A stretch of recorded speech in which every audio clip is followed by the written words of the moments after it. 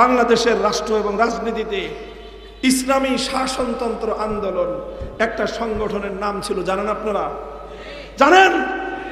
ইসলামী শাসনতন্ত্র আন্দোলন 1987 সালে এই সংগঠনটা গড়েছিলেন বাংলাদেশের শীর্ষস্থানীয় ওলামায়ে কেরাম মিলে।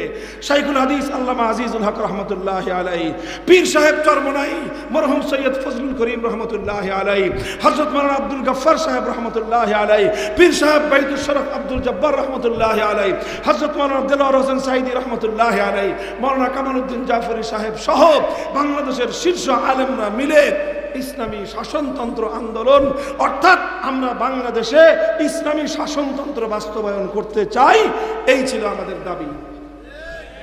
পরবর্তীতে এটা চরমনাই হযরত রহমতুল্লাহি আলাইহি এটা নেতৃত্ব দিয়ে আগায় নিয়ে গেছেন। কিন্তু 2011 পরে 2006 সালের পরে একটা আইন করলো বাংলাদেশে যে রাজনীতি করতে হলে নির্বাচন কমিশনের নিবন্ধন লাগবে। নির্বাচন কমিশন নিবন্ধন দিবে সংবিধানের আলোকে। ওনারা ইসলামী শাসনতন্ত্র আন্দোলনের নিবন্ধন চাইলেন।